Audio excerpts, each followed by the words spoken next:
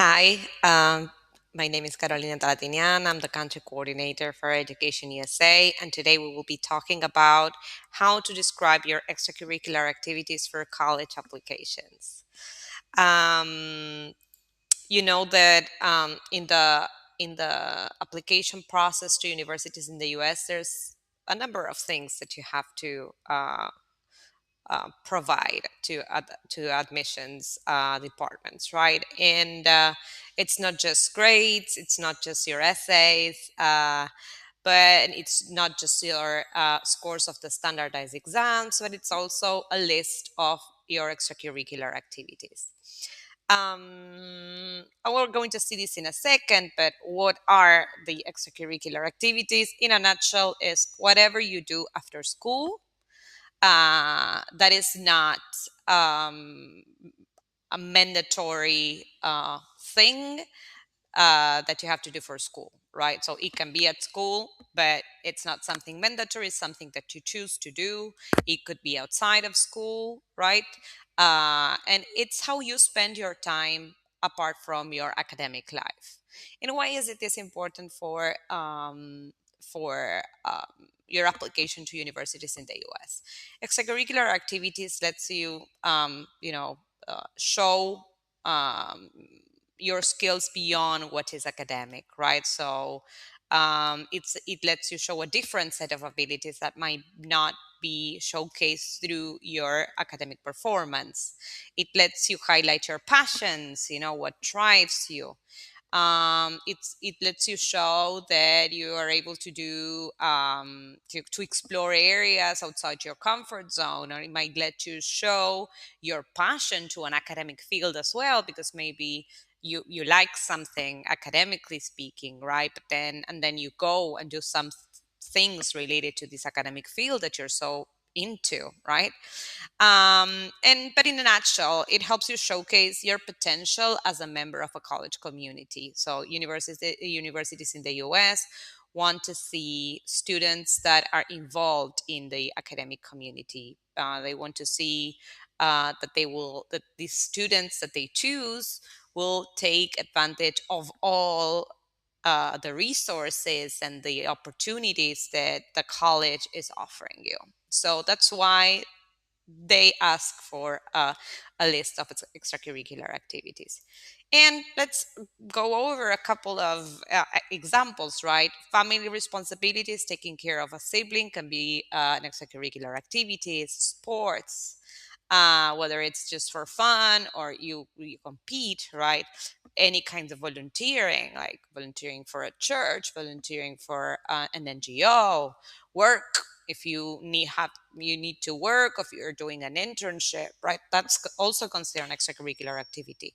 Whatever has to do with art or music, right? If you play an instrument, if you do workshops of acting, right? Hobbies, any kind of hobbies. If you enjoy, I don't know, reading, whatever you do outside of school hours, right? That doesn't have necessarily is not related necessarily with like the obligations that you have to uh, your obligations for school, right? And there's certain information that you will have to provide when providing your when completing your list, right? You'll have to mention the activity type. You'll have to mention the position, right, in that activity type. For example, if you are part of a church group, right, and maybe you have a leadership role in a church group, right? Sometimes there's students who are tutors of adolescents or kids, right? So you lead that a team of 10 kids, right? So the position, or if it's more of a position just as a student, right? The organization name, if you're, doing that within an institution.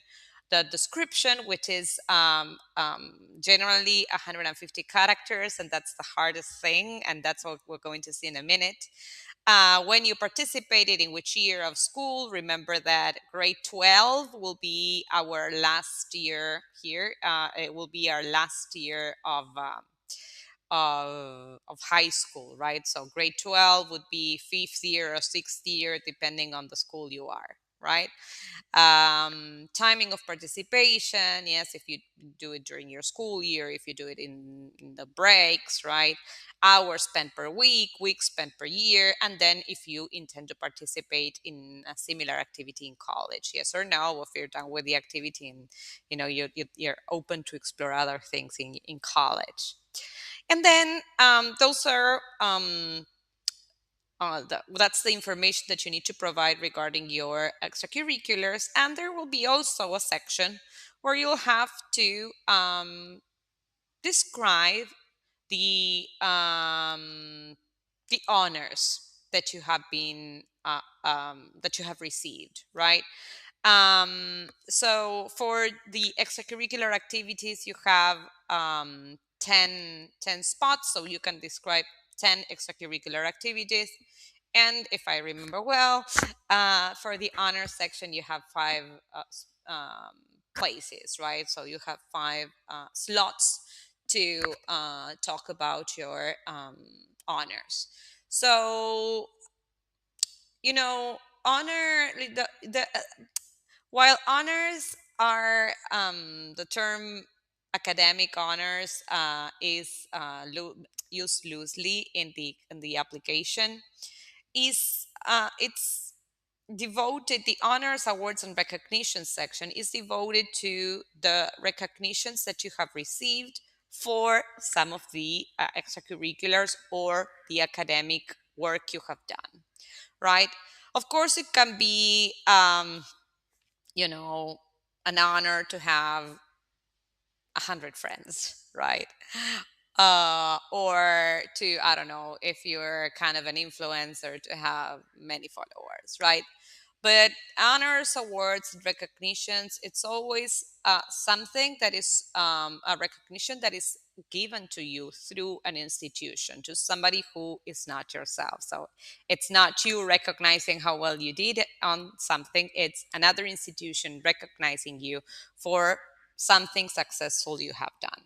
Okay, so keep this in mind when you are choosing what honors to highlight. And then before going into some examples, there's some suggestions we want to give you when writing your descriptions for extracurricular activities. Um, so um, for the suggestions, the first thing I'd say is, when you have to choose these 10 activities, always choose the one that have been relevant for you and for who you are today, right? Of course, if you can always prioritize activities that involve leadership or community activities, that's always going to favor you. Um, and all of those activities that have had some kind of impact, right? And on that note, some of the suggestions have to do with the format that you're going to give to this description. So one of the things that we suggest is using numbers to show impact, to show selectivity, right?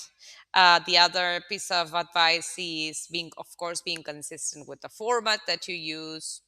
If you decide to use um, not to use the subject forms like I did this, or um, we did that, right? And you say just described or completed, right? Now we're going to see an example and that will be clear. But be consistent always with the format. Use words that emphasize the actions, the things that you did. And now we're going to see that in an example as well. As I said before, there's no need to use complete sentences, but there's a need for you to be consistent with the format you decide to use. When you order the activities, order them in relation to how significant they are to you, and how significant they have been to your academic life. And of course, be coherent in the number of hours, right? Because sometimes student might make a mistake in trying to emphasize how much time they put into some activity, and then it doesn't add up, right? So be very coherent in that sense, and always ask someone to go over your list to see if it's clear. You know, what you're describing is clear. So here's here's a list of activity of verbs that you could be using, right, to show that you were involved in these activities, like work on, in charge of, I structured or assisted, I was responsible for, I was selected among 100 students to do this and this and that, I organized, I directed, I tutored, I founded, right? Depending on what verb you decide to use, it's going to show you in a different light. So it's important to craft this these descriptions really well.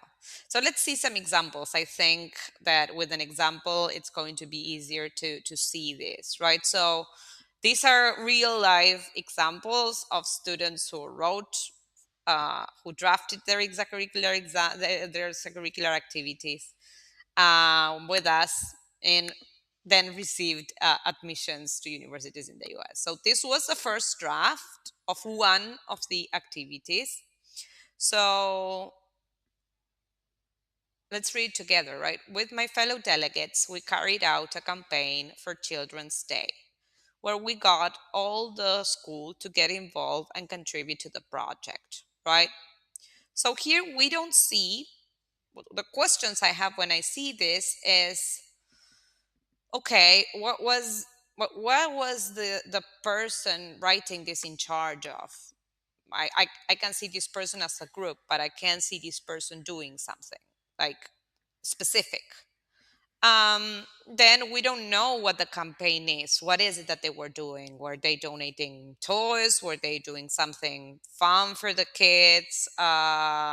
We know that they got the school involved, but we don't know exactly what they did.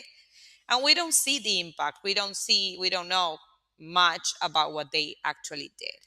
So after giving this person feedback, this really looks different, right? So this person was unanimously elected by her peers to direct, right? We see that she is the head of the campaign, a charity campaign involving the whole school, in which they collected school supply packs for, this is like, now we're seeing the concrete thing, right? For more than 100 children for low-income families. So it's not just children, it's children, more than 100, from low-income families. So now we see more, right? We really see more of this, of what this person did. We can actually see this person directing. We see that this person was selected, right? That people chose her. We can see that the impact, right? And the people who were impacted, which was low-income families, children from low-income families, right? So now let's see a different example. So this, we have them together, right? Instagram account where I interview professionals from different fields to bring information to students in the process of choosing their career path. So let's see the new version, right? Let live interviews with 6K plus views. So now we're talking about impact, we're talking about visibility, with varied professionals, right?